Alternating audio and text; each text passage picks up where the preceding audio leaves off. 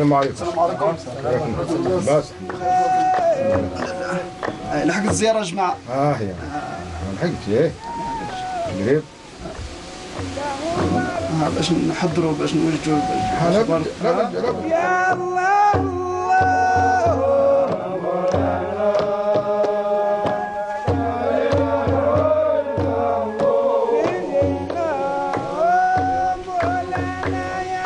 C'est en grande partie grâce à la singulière célébration du Mawlid Nabawi que la ville de Timimoun doit sa célébrité. Chaque année, les habitants de Gourara se rencontrent pour vivre intensément cette fête. Et c'est alors qu'est organisée une gigantesque mise en scène qui va durer 7 jours, d'où le terme Sbou, désignant le chiffre 7.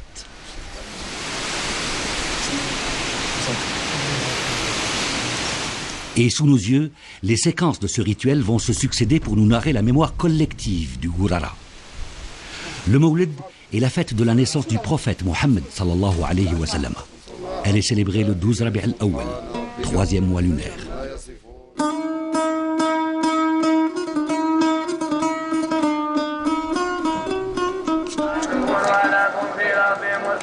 Aujourd'hui, c'est la veille du Mawlid Nabawi. Une effervescence inhabituelle règne dans ce Qsar Zawiya. Des visiteurs venus de toutes parts commencent à affluer vers le mausolée de Sidi el-Hajj Belgassem pour une ziyara, une visite au saint.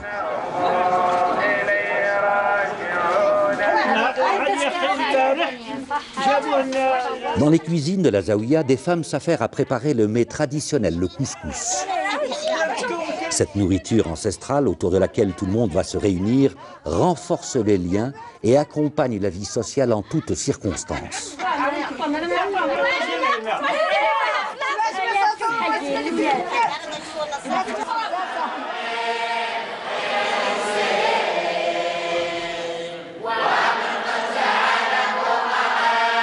Après la prière du Maghreb, les fidèles les uns après les autres affluent vers l'ancienne mosquée de Sidi el-Hajj Belgassem, al-Masjid al-Atiq.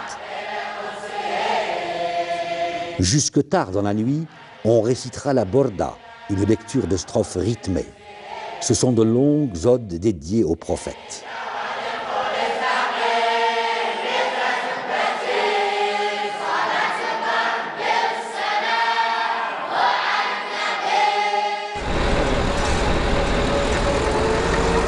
Les oasis du Gourara et du Touet font partie de la wilaya d'Adrar.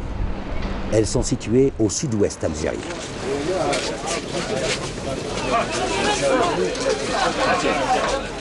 Au XVe siècle, le Gourara et le Touet se trouvaient au carrefour des axes caravaniers.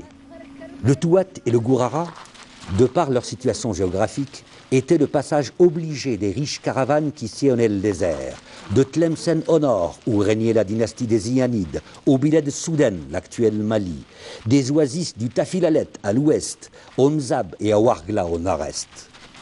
Toutes les caravanes passaient à un moment ou à un autre par le Gourara. Grâce au commerce lointain, ces oasis vivaient dans la prospérité et la tranquillité. Mais l'affaiblissement des Iyanides et la montée des mouvements religieux vont bouleverser cette quiétude. Au XVe siècle, vers 15e, début du XVIe siècle, on a l'arrivée plutôt, dans le Gourara et dans le Touat, d'un très grand personnage qui a marqué l'histoire de l'Afrique du Nord, du Touat Gourara et en même temps du pays des Noirs, du Bilad Soudan à cette époque-là, c'est le Cheikh El-Marili, donc qui était marié à la fille de Sidi Abderrahman d'Alger, le Ta'alibi, et donc la fille de Sidi Abderrahman est enterrée à Ouled Saïd, dans le Gourara, et donc il a joué un rôle assez important. On ne peut pas rentrer dans le détail, mais bon, il a joué le rôle de lien entre le nord de l'Afrique et le pays, le Bilad de Soudan.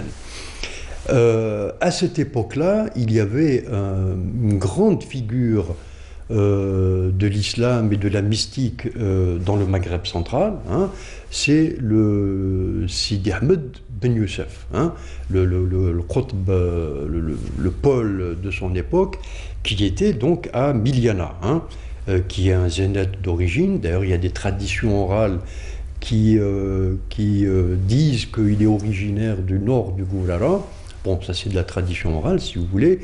Et ça joue un rôle important, parce que d'abord il était lié à la Qadiriya, à la confrérie de la Qadiriya, et il va avoir un élève, donc un taleb, qui deviendra un grand saint par la suite, qui va jouer un rôle important dans les oasis du Gourara, c'est Sidi Moussa Ould Msaoud, qui sera, dans la tradition orale toujours, le fondateur du Qsar de Timimoun.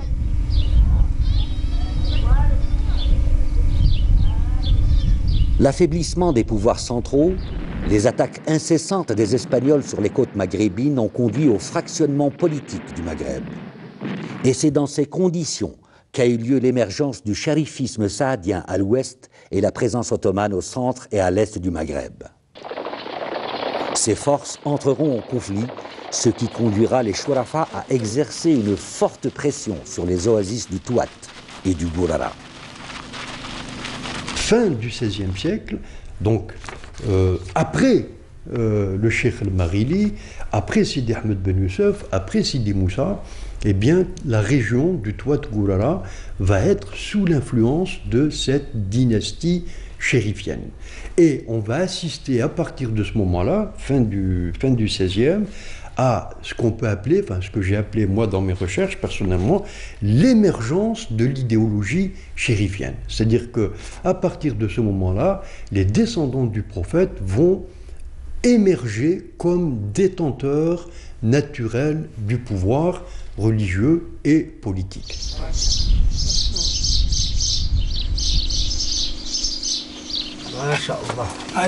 Aujourd'hui, Moulay Omar rend visite à son père. En famille, ici, on parle berbère, Zenet. La célébration de la naissance du prophète est pour le lendemain. Alors, on règle les derniers détails. Dans le Gourara, on peut rencontrer les Chourafa de Kali, d'Agentour, de Charwin, d'Aougrout, d'Amzgar. Mais c'est Sidi el-Hajj Belgesm qui va émerger et devenir le pôle, el-Qutb, des Chourafa au Gourara. Dans le contexte de cette émergence du pouvoir et de l'idéologie des Chourafa, que apparaît Sidi el-Hajj Belgesm. Et Sidi el-Hajj Belgesm y joue un rôle important, puisque les cérémonies du Mawlid Nabawi sont clôturées, si vous voulez, dans ces zaouïas, à peu près à 5-6 km de Timimoun. Et donc, alors Sidi el-Hajj Belgesm, lui, il meurt en 1627, donc vous voyez, là on est déjà dans le premier tiers du XVIIe siècle. Il a fait ses études dans la région du Tedla. Le sbour est le rituel le plus important effectué par les Qsouriens du Gourara dans le cadre du culte des Walis. Ils drainent chaque année des milliers de pèlerins venus en groupe de divers Qsour vers Zaouiyat Sidi el-Hajj Belgesm. Des différentes régions du Gourara, 5 groupes vont converger en procession vers la Zaouïa de Sidi el-Hajj Belgesm. Ces pèlerins viennent de Tabel Kouza, d'Angelou, d'Ajdir, d'Amsahal et de Timimoun. Mais comment a débuté le sbour? Et qui l'a inauguré? L'origine, si vous voulez, de la célébration de cette fête, si vous voulez, dans le Gourara, d'après la tradition orale toujours, on dit que Sidi el-Hajj Belgesm aurait vu en songe le prophète. Il rêvait, dans son rêve, il voit le prophète qui lui demande, qui lui dit Belgesm, il faut que tu organises la célébration, tu dois faire une fête, tu dois organiser la célébration de l'anniversaire de ma naissance. Donc il s'adresse directement à Sidi el-Hajj Belgesm. Et bon, on passe sur les détails. Donc si vous voulez, c'est un ordre qui vient directement du prophète en direction du Sidi el-Hajj Belgesm. Et ça c'est le motif premier, si vous voulez. Sidi el-Hajj Belgesm décide donc d'organiser la fête, le Mawlid Nabawi, et il pense immédiatement à associer ses élèves. ces élèves donc, qui ont terminé les études avec lui et qui sont repartis dans leur kshour d'origine pour fonder d'autres zaouïas.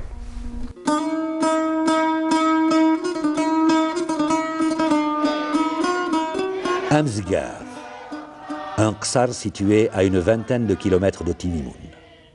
Aujourd'hui est le premier jour du Mawlid. De loin, les odes résonnent telle une complainte qui monte vers le ciel. La Borda et la Hamziya, ces deux longues odes dédiées au prophète par le célèbre Boussaïri, sont récitées dans le recueillement, à Tawassul, une prière invocatoire. Tout près du Masjid al-Atiq, les Ksouriens continuent à affluer pour participer à la cérémonie du Mawlid. Les enfants se parent de leurs plus beaux atours pour la circonstance.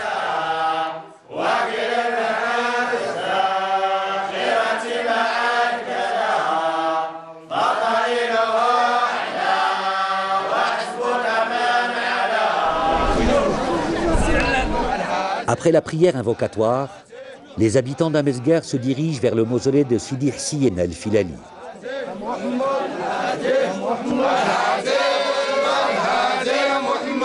Ici, les récitations des qasaïdes religieuses, les louanges aux prophètes transforment la fête en un concert polyphonique.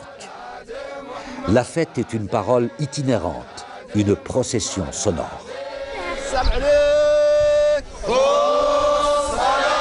Réciter un dhikr, déclamer une ode, invoquer Dieu, c'est proclamer sa reconnaissance, sa gratitude envers le Créateur.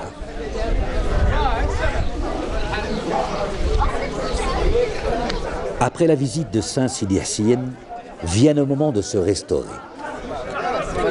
Manger dans le même plat, c'est essayer de capter le flux sacré de la baraka. Bénéficier de l'effluve sacré, c'est se préserver des malheurs. Et partager le sel, c'est signer un accord d'alliance.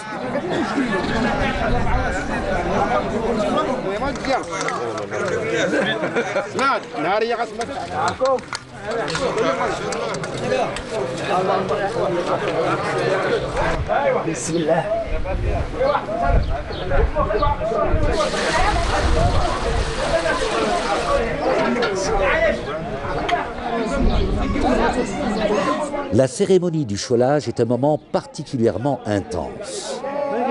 Tout le monde y contribue en trempant les mains dans la chaux.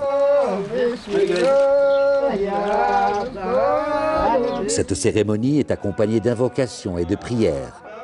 Bismillah Yadul Fadail, au nom de Dieu, ô Maître des Grâces. Bismillah, Bismillah.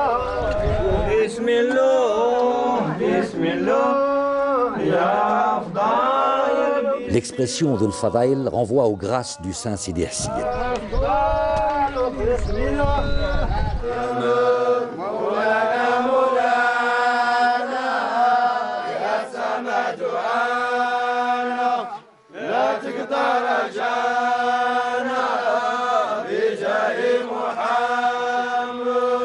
Des jeunes et des moins jeunes habillés de gandoura et coiffés de turbans, chèches, se préparent à une procession qui les mènera au mausolée de Seyyid Ali, le saint fondateur du Qsar d'Amezgar.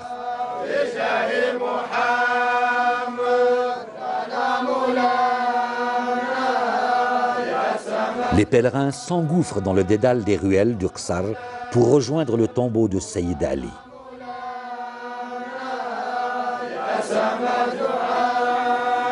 Selon la tradition orale, ce rituel est un exercice préparatoire imaginé de son vivant par le saint lui-même pour un éventuel futur pèlerinage au lieu saint de la Mecque.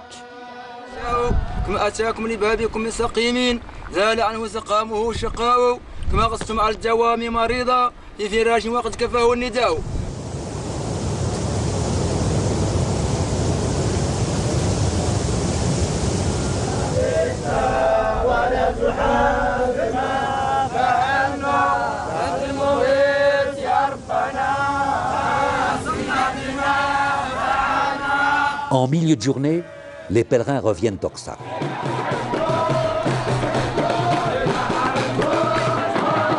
De part et d'autre de la ruelle, deux groupes distincts s'avancent l'un vers l'autre. Et en un instant, avec l'emballement des rythmes des tambours, Amesguer devient le théâtre d'un jeu d'affrontement. Cette chorégraphie n'est-elle pas le signe d'une rivalité ancestrale? Il y a donc une rivalité, et cette rivalité s'exprime par le biais d'une institution que l'on retrouve dans l'ensemble de l'Afrique du Nord, la question de l'institution des SOF. Hein. Des SOF, c'est-à-dire des partis. Hein. Il y a deux partis. Alors, ce ne sont pas des partis au sens moderne du terme, mais au sens ancien, au sens de ligue. Hein. C'est-à-dire que les gens se rassemblent dans une ligue contre les autres. Et alors, dans tout le Touat, le Gourara, jusqu'au Tidikel, il y avait deux SOF principaux, le SOF des Sofiane et celui des Yahmed. Et donc, cette réalité, ce clivage socio-politique, dont on ignore évidemment l'origine, hein, mais il existe, il est là, il est fonctionnel, va jouer un rôle à l'intérieur des cérémonies du Sbour. Bien que cette fête soit dédiée au prophète, la participation des Shorafa au Sbour reste très discrète. En fait, ils n'y participent que de très loin. Les Shorafa, aussi bien d'Agentour, de Kali, de Charouine ou d'Amesguer, se mettent en retrait à cause de leur statut qui les met au sommet de la hiérarchie sociale. Ils n'entrent pas dans les rivalités entre les SOF, car c'est à eux qu'il sera fait appel en cas de conflit. Il y a, vous le voyez, un certain nombre de clivages entre les saints qui représentent des éléments opposés, antagoniques. Des maîtres, hein, des maîtres différents, des confréries différentes et peut-être en rivalité, et aussi la réalité des SOF au niveau local, entre le SOF des Ahmed et le SOF des Sofiane. Tous ces éléments vont se combiner dans le rituel du Sbour et vont s'ajouter au motif de base. Le motif symbolique de base, fondamental, c'est la célébration de la naissance du prophète. On le voit, quand bien même il existe un fond commun qui est la célébration de la naissance du prophète, Mawlid al-Nabawi, des rivalités entre saints sont apparues au fil du temps. Cet antagonisme tire ses origines de deux figures du XVe siècle, que sont Al-Jazouli et Sid Ahmed bin Youssef.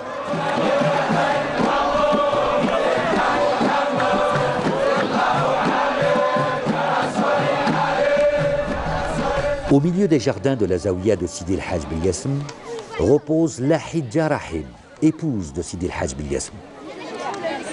Considérée comme une sainte, Lahidja a droit à la ziyara une fois l'an, celle-ci coïncidant avec la cérémonie du Sbour. Des jeunes et des moins jeunes, accoutrés pour la circonstance, la mine réjouie s'impatiente. Soudain, sous les percussions des tars et les youyous, un groupe dévale la pente vers le mausolée.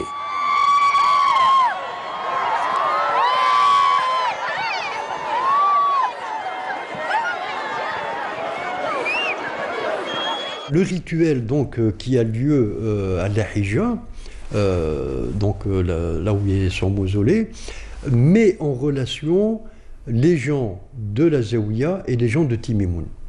En réalité, il semblerait que Lahidja vivait parmi ses domestiques, hein, les khuddam. Hein, et donc, ce sont les khuddam, ses khuddam à elle, ses propres domestiques, et les domestiques des gens de Timimoun qui rivalisent là aussi dans un rituel où on dévale à tour de rôle une pente, hein, et où on danse un petit peu, il y a quelques pas de danse, et d'ailleurs les pas de danse montrent plutôt qu'on a affaire à des gens, à des Soudanais, des gens du Bilad Soudan. Hein. C'est vraiment un type de danse presque du Karkabou. Hein. C'est donc probablement les domestiques, hein, des deux parties qui font la fête, hein, lors de cette cérémonie qui a lieu lors de la Hijja et qui est intégrée dans la cérémonie du Sbour.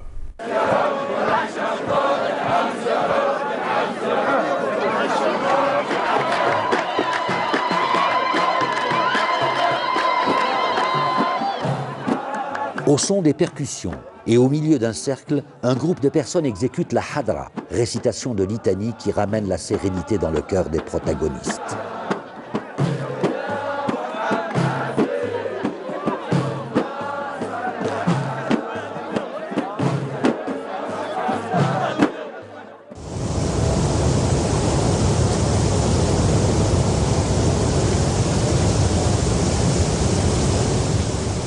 Le Tinerkouk est une région située au nord du Gourara, sur le prolongement de Oued Mguiden. Les richesses hydriques de cette région ont amené des groupes de nomades zénètes et arabes Banu Hilal à s'y sédentariser. Aussitôt fixés, des conflits sont apparus entre les deux communautés. Et c'est alors qu'apparaît un personnage important, Sidi el-Hajj Mohammed, un élève de Sidi el-Hajj Belgassem. Le personnage central de Sidi el-Hajj Belgassem, quand il revient dans le Gourara, il crée une zaouia dans son ksar, donc zaouia de Sidi el-Hajj Belgassem, et assez rapidement, son enseignement va être reconnu et il va avoir des élèves de différentes régions qui vont venir suivre cet enseignement. Parmi ces élèves, ces tolba qui sont aussi prestigieux, il y en a un qui va jouer un rôle central dans le rituel du Sbo, c'est Sidi el-Hajj Mohammed, donc qui est enterré à Tab el-Koza, dans le nord du Gourara, à peu près à 80 km de la Zaouia de el-Hajj Belgassem, et qui est son élève le plus prestigieux, si vous voulez. Et donc, il va fonder sa propre Zaouia à Tamslouht, dans le Tinerkouk, mais lui-même est né dans un autre ksar, Ouled Saïd, qui est à peu près à une vingtaine de kilomètres de Timimoun, Ouled Saïd, qui est le pays d'origine, le ksar d'origine de Sidi Moussa, Oul Msoud. Donc vous voyez, les choses sont très très resserrées, si vous voulez. Dans cette région du Tinerkouk, Sidi el-Hajj Mohammed a fondé une zaouia à Tab el-Koza et a contribué à pacifier des tribus en perpétuel conflit et à sédentariser les nomades Mharza.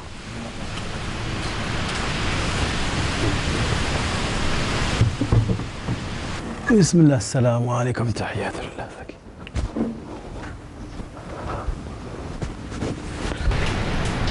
Sidi el-Hajj Mohammed appartient à la tribu des Igouzoulen, el-Jazouliyin. Il est né au Ksar des Ouled Saïd au début du XVIe siècle. Et c'est sur ordre de son père, Sidi Ahmed Boubker, que Mohammed vient s'installer ici à Tab el-Koza.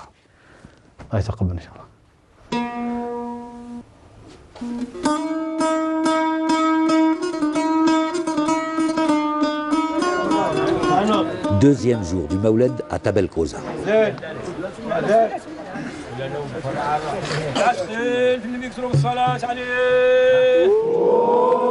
Les habitants du Ksar s'apprêtent à faire une de ces longues processions dont l'ultime étape les amènera à la Zaouia de Sidi el-Hajj Belgassem le 7e jour du Maoulid. On déploie l'étendard de Saint Sidi el-Hajj Mohammed et une fatiha est récitée.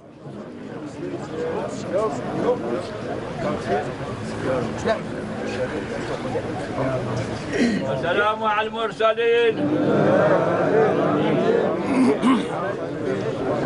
بسم الله بسم الله بسم الله بسم الله بسم الله بسم الله يا أفضل بسم الله بسم الله بسم الله بسم الله بسم الله. Sur le chemin de la Zaouia de Sidi el-Hajj Belgassem, les Tabelkouzi seront tour à tour les hôtes de Zaouiat Debbar, Semouta, Hajj Gelman, Ouled Saïd et Massine.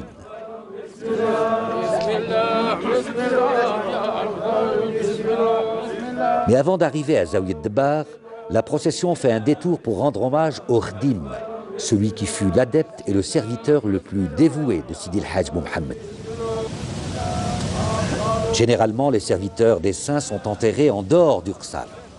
On leur construit leur propre mausolée et on leur rend visite.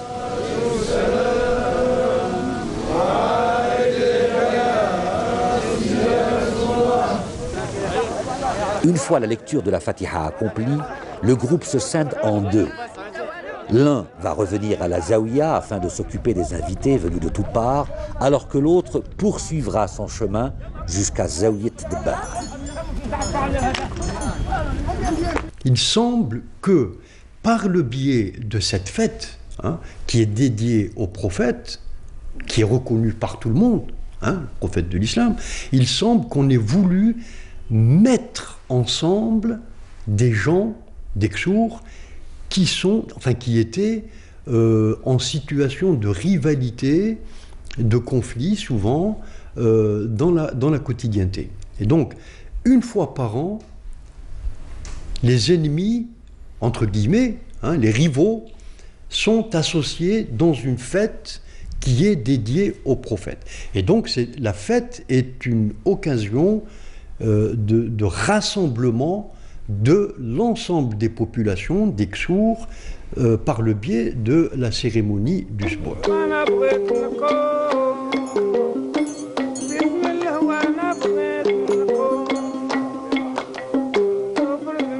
D'escale en escale, la procession suit son itinéraire en groupe compact.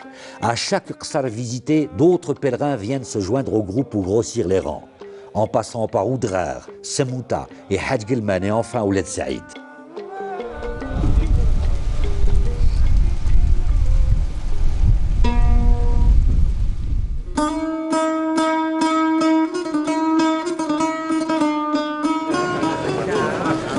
Aujourd'hui, c'est le 4e jour du Maoulid. Toute l'oasis de Ouled Saïd est dans l'attente de la procession en provenance de Tinerkouk. Des hommes, des femmes et des enfants se hissent sur les crêtes des dunes qui bordent la palmeraie de Ouled Saïd. Sur le flanc de la dune, les Tolba psalmodient le Coran.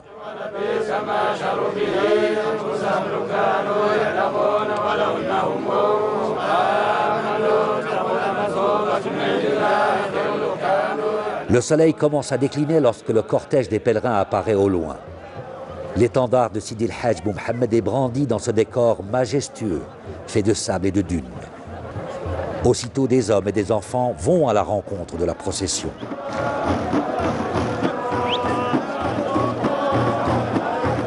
Arrivé au pied de la dernière dune extérieure de l'oasis, côté nord, un demi-cercle se forme autour de 3 joueurs de tar, sorte de tambourins. Lorsque les gens de Tab el-Koza arrivent à Ouled Saïd, ils vont, ils vont visiter le tombeau du père de Sidi el-Hajj Mohammed, à savoir Sidi Boubkar. Et donc, c'est une manière de réaffirmer chaque année ce lien entre Sidi el-Hajj Mohammed, ou plutôt entre les descendants de Sidi el-Hajj Mohammed et les ancêtres qui sont toujours à Ouled Saïd. Dans ce vallon, au milieu des dunes, les habitants forment un grand cercle pour accueillir le groupe visiteur. Les gens du Tinerkouk avancent au milieu de ce cercle et à leur tête un fakir portant l'étendard vert de Sidi el-Hajj Mohammed.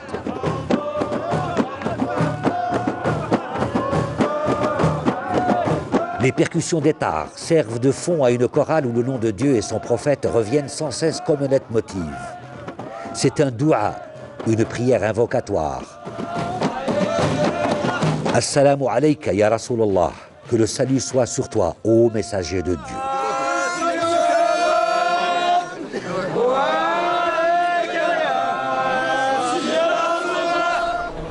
À voix basse, les hommes formant le grand cercle adressent à leur tour un salut au prophète dans une attitude de recueillement profond. Des habitants avec émotion s'approchent de l'étendard de Sidi el-Hajj Mohammed en sollicitant les grâces du saint.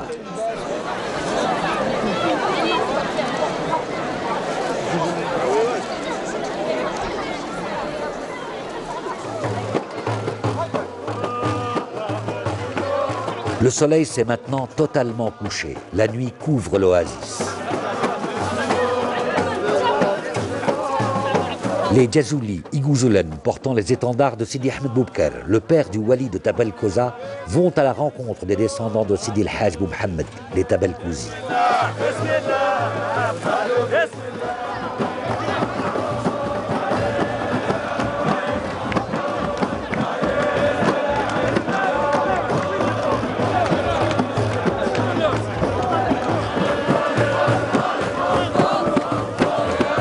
Et c'est le moment d'extase, le summum de la transe, la rencontre des étendards.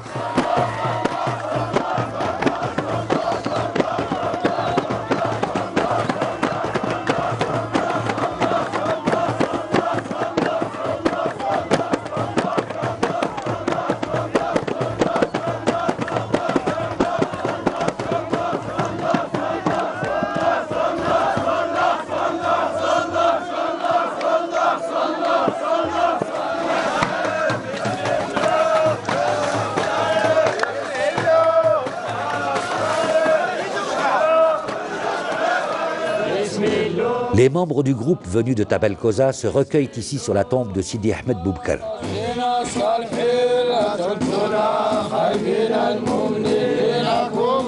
Le sens de cette visite consiste surtout pour les descendants de Sidi El-Hajj Bou Mohammed à réaffirmer les liens de lignage.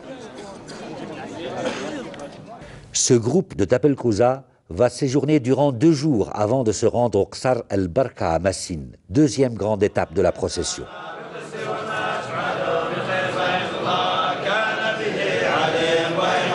Toute la nuit, on va réciter le Coran dans sa totalité, c'est la Selka. Elle ne se terminera qu'aux premières lueurs de l'eau. Dans la douceur de la nuit, les processionnaires sont conviés à un couscous, suivi comme de coutume de la traditionnelle séance de thé.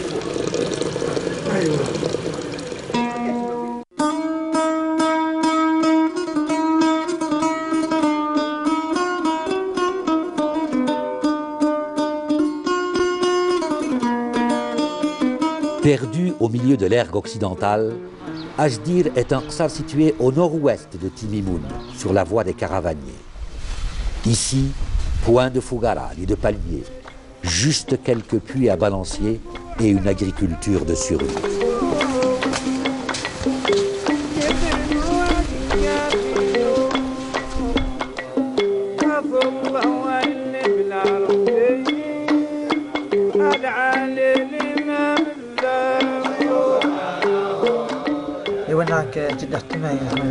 Comme chaque année, les Qsouriens d'Ajdir, comme ceux de Tabel Kouza, se préparent à la longue procession qui va les amener à la Zawiya de Sidi El-Hajj Belgassem pour le rituel du Sbour.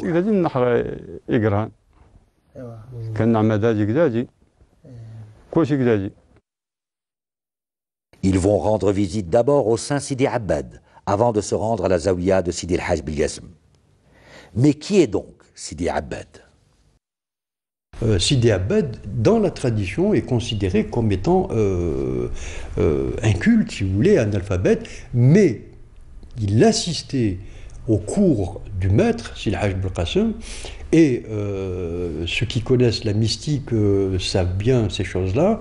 Il était entièrement acquis au maître, au cheikh, par la niya, par la pureté d'intention. Donc, c'était l'élève qui, sans être savant, alim, était très proche du saint et il pouvait y faire absolument tout ce que le saint, le maître, lui ordonnait de faire. Et donc, pour le récompenser de cette,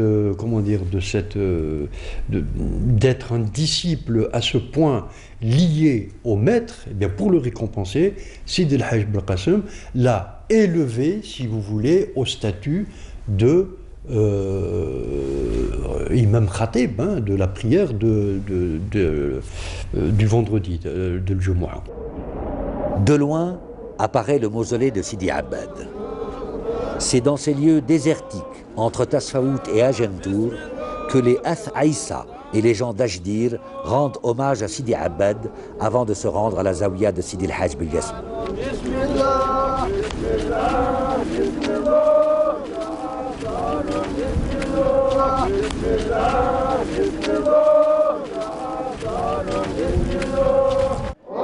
Le personnage de Sidi Abbad ne manque pas de mystère.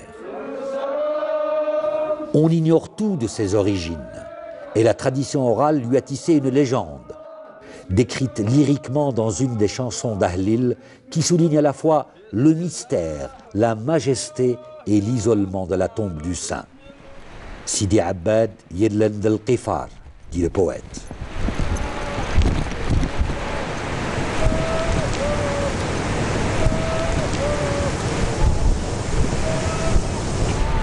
D'après d'autres traditions orales, on dit que c'était pratiquement une espèce de bandit de grand chemin, hein, donc un coupeur de route, si vous voulez, et c'est Sidi El Hadj Belkacem qui a réussi à le détourner de ce statut marginal pour le ramener comme un de ses disciples.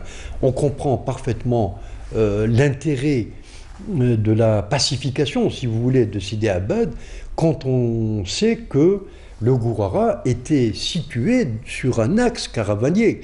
Et donc, la santé du commerce caravanier, hein, la bonne marche des affaires, si vous voulez, obligeait, interdisait plutôt la présence de bandits de grand chemin qui pouvaient détourner les caravanes. Et c'est comme ça que Sidi Abbad est rentré dans l'ordre, si vous voulez.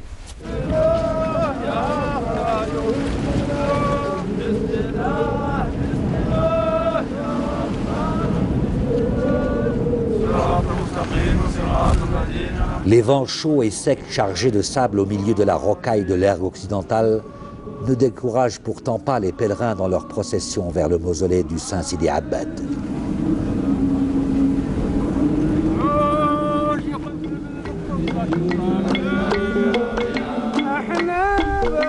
Agentour, un qsar prospère. Contrairement à Ajdir, ici la terre est fertile. Le système de Fougara assure une irrigation continue, à l'inverse du système balancier, où l'homme doit intervenir à chaque fois. Sous l'ombre des palmiers fertiles et protecteurs, pousse toute une culture vivrière.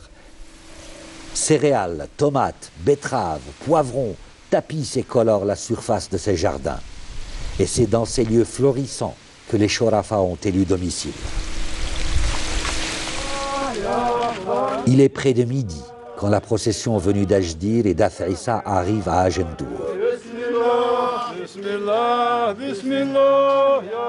Aujourd'hui, ces pèlerins rendent visite à un ami intime de Sidi Abbad, le saint Sidi El Hadj El Hassan Sherif.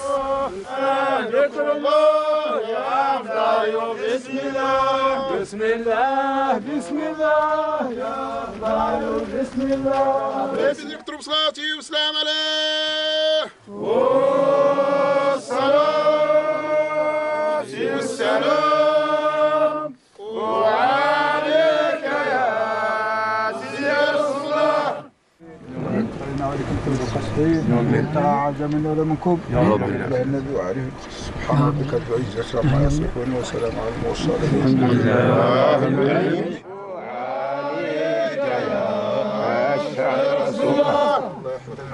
Après les prières invoquant Dieu et son prophète, viennent au moment des salutations d'usage et de bienvenue.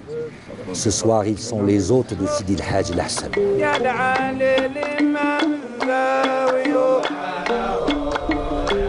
Après le repas, Abdelkrim Abbadi, descendant de Sidi Abbad, rend visite au saint Sidi El Hassan, l'ami frère de Sidi Abbad. Par ce geste, les descendants de Sidi Abbad réaffirment les liens de fraternité et d'amitié.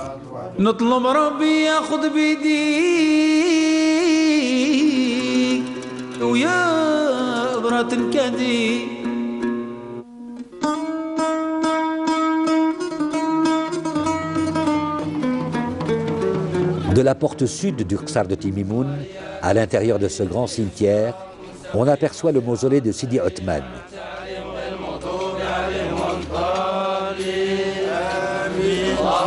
Une grande légende rapporte que Sidi Othman protège Timimoun la nuit, alors que Sidi Moussa ou Mous'oud la protège le jour.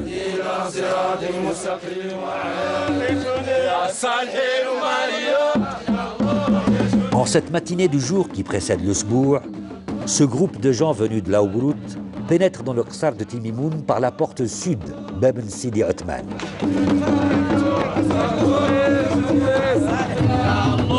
La rue centrale, El Mijour, va vivre aujourd'hui intensément une procession qui mènera symboliquement les Timimounis sur les traces de l'histoire de leurs ancêtres.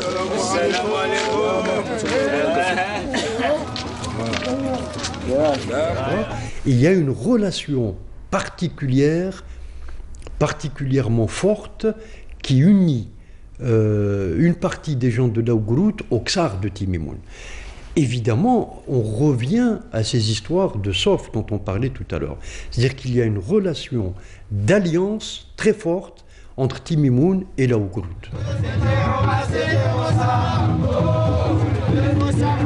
Imprégnés par les sonorités dédiées aux saints Sidi Omar et Sidi Moussa, ces enfants reproduisent les gestes ancestraux. Ils ne vont pas tarder à assister au baroud, exécuté par les gens de l'Aougrout.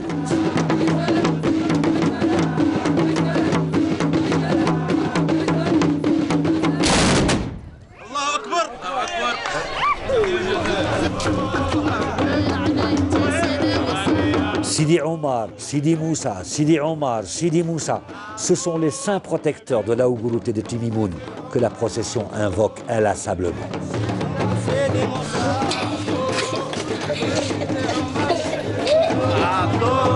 Sidi Omar est le saint protecteur de l'Aougrout, un Ksar qui se trouve à 50 km de Timimoun. Sidi Moussa ou le Mes'oud, saint protecteur du Ksar de Timimoun, était un disciple de Sidi Ahmed Ben Youssef de Miliana et donc adepte de la tariqa Soufia Qadiriya.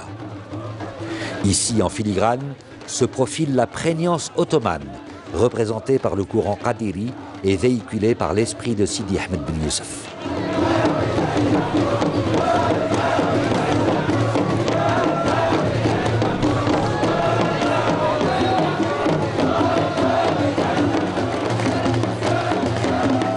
C'est dans cet espace qui a pris la dénomination de Sidi Moussa ou le Mes'oud, Souk Sidi Moussa, que s'achèvera la procession par une hadra et un baroud.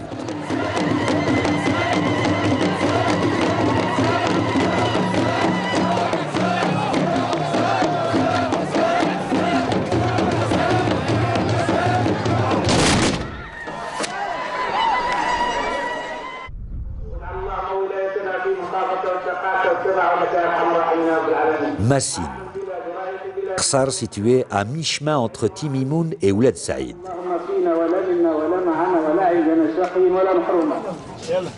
Aujourd'hui, les habitants du Ksar Massine sont à pied d'œuvre. Les préparatifs de la fête battent leur plein. Un imposant regroupement attend l'arrivée des pèlerins de Tabelkouza. Ici, la Qubba de Sidi Ahmed Ben Youssef, le saint patron de Massine, ne désemplit pas. On y vient implorer les grâces du saint.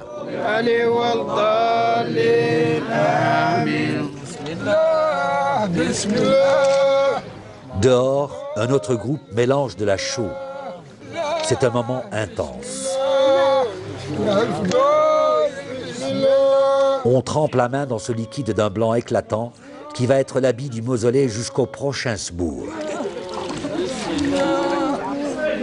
Tout en appliquant la chaux sur les murs du mausolée, Dieu et son prophète sont continuellement invoqués. Bismillah, Bismillah, Yadul Fadail, Bismillah. Au nom de Dieu, ô Maître des grâces.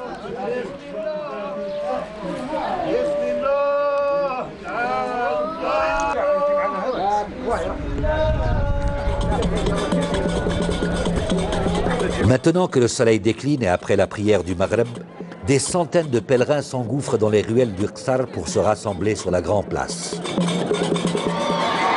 Les battements de tambourins répétés à une cadence déterminée annoncent l'arrivée de l'étendard de Sidi El-Hajj Belgassem. Des youyous de femmes jaillissent des terrasses. L'étendard de Sidi El-Hajj Belgassem au centre de la placette est dans l'attente de l'arrivée du groupe en provenance du Tinerkout.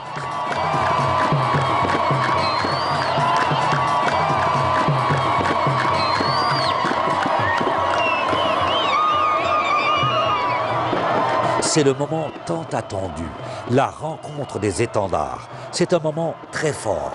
L'accueil se fait avec une énergie remarquable. Il y a une sorte de rencontre combat des étendards.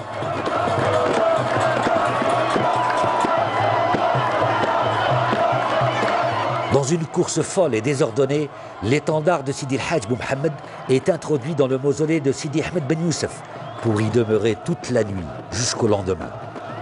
Des étendards qui se rencontrent, des rencontres combats, ce sont des faits et des gestes complexes qui nous renvoient à des événements qui se sont déroulés dans le temps.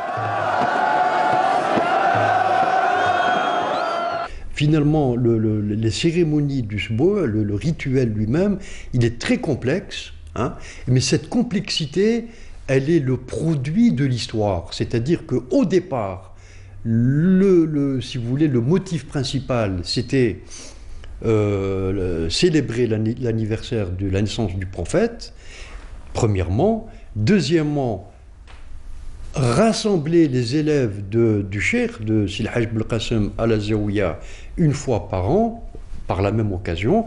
Et alors, par la suite, il y a des choses qui se sont surajoutées et qui font la complexité du rituel.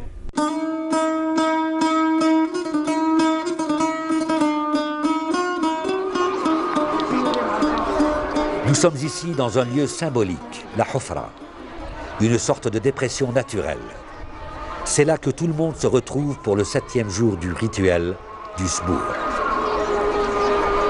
De toutes parts du Gourara, hommes, femmes et enfants affluent pour assister à l'ultime rencontre. Une rencontre qui va les amener d'abord à rendre visite au Saint Sidi El Hajj Belkacem.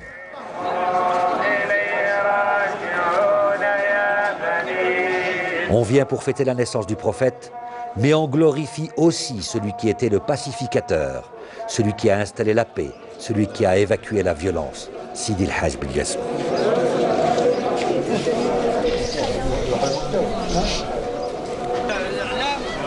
Dans la cour du mausolée, et sous l'œil bienveillant des anciens, ces Rsouriens s'attellent à couper en petits morceaux le tissu qui couvrait le catafalque du saint. En petits bouts, les visiteurs les prendront au signe de bon augure, Fal al-Khir.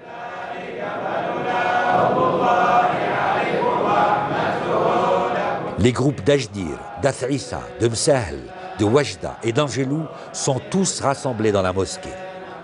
Plongés dans la lecture du Coran, ils ont psalmodie les derniers chapitres. C'est la Selka. Faisant face au mausolée de Sidi El Hajj Belkacem, une délégation de Mozabites assiste à la cérémonie. On peut penser que c'est une espèce de réminiscence, hein, qui suggère que cette région du Touat Gourara faisait partie aussi de ce domaine ibadite, et comme elle se situait sur l'axe caravanier, comme on sait que les Ibadites étaient des grands commerçants, les Zénètes Ibadites étaient des grands commerçants, ils allaient de Tahert jusqu'au pays des Noirs, de Ouargla, etc. Et donc, il y avait ce courant ibadite qui a disparu par la suite de la région du Touat et du Gourara. On peut penser qu'il a disparu du Gourara à partir du XVIIe siècle, du XVIe, XVIIe siècle, avec justement l'émergence de ces walis porteurs de l'orthodoxie, porteurs du rite malikite, et avec la réactivation de cette idéologie chérifienne. C'est tous ces éléments qui ont amené la disparition de l'adhésion à l'ibadisme dans cette région du Touat et du Gourara. Dans une atmosphère féerique, des cris fusent de partout, appelant aux grâces du saint. Une vieille femme encense l'atmosphère de bain-joint. Les pèlerins manipulent avec respect les étendards, signe de la cohésion sociale.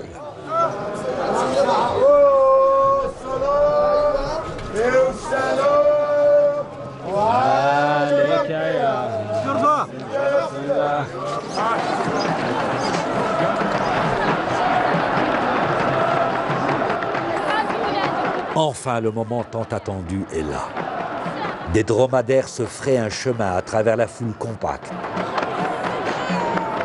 Tous les regards sont braqués sur la Hufra, lieu où se déroule la jonction des étendards.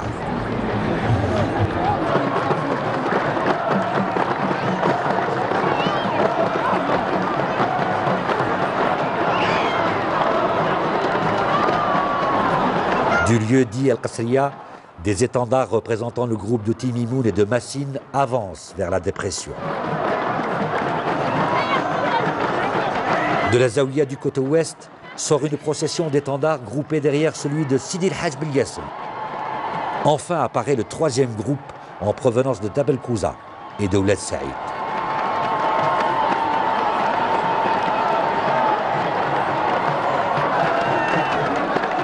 Sous les chants et percussions des tambourins, les trois groupes convergent vers le creux de l'arène. On va bientôt assister à une rencontre affrontement. Lorsque tout le monde converge vers le Arbounes Baïn, les gens de Tinerkouk, les gens de la Zaouia, les gens de Timimoun et d'Aougrout, on sent que là, c'est un rituel, mais il y a une espèce de violence qui est contenue et qui est métamorphosée, si vous voulez, par le biais du rituel. Ce sont des gens qui sont en rivalité, mais qui participent au même rituel, avec la hadra, avec les mêmes, avec des étendards, etc. Donc ils sont intégrés dans le rituel une fois l'année.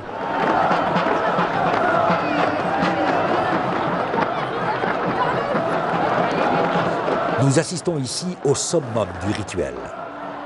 De part et d'autre, les groupes portant les étendards sont saisis par une frénésie soudaine. La mêlée confine à l'affrontement. Mais l'attitude hostile n'est là que suggestion, car très vite il décroche. Le groupe de Timimoun se dirige vers l'Oqsar et pénètre par une petite porte pour se rendre au mausolée de Sidi el-Hajj Belgassem pour y dire une fatiha. Aussitôt, les gens de Massine, dans une totale discrétion, retournent dans leur Qsam. Et au moment où les descendants de Sidi el-Hajj Belgassem et leurs alliés s'apprêtent à retourner à la Zaouia, le groupe de Timimoun et de l'Aougrout quitte précipitamment la Hufra pour rejoindre Timimoun avant le coucher du soleil. La finalité peut-être du SBOA, c'est le principe de cohésion. Le principe de cohésion sociale autour des saints. C'est-à-dire que les communautés xouriennes, les Xouriens sont rassemblés autour de leurs saints, et même s'il y a des rivalités, des conflits, parce que la nature humaine est porteuse de conflits, de petites disputes, de bagarres, etc.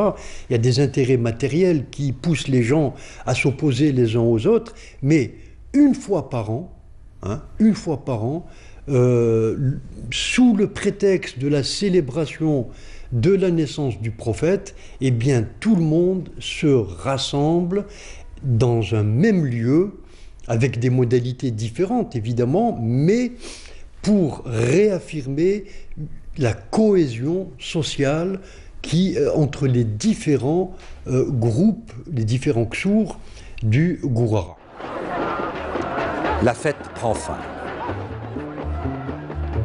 Ce rituel, tel un roman, nous a conté 5 siècles d'histoire.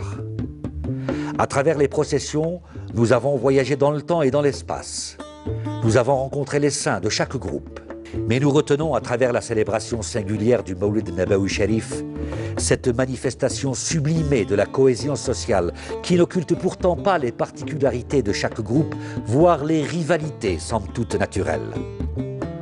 Mais la magie du Sbour opère depuis 5 siècles dans le Gourara et nous promet à l'avenir de nombreux Sbours qui maintiendront vivace l'histoire des habitants du Gourara. يا نبينا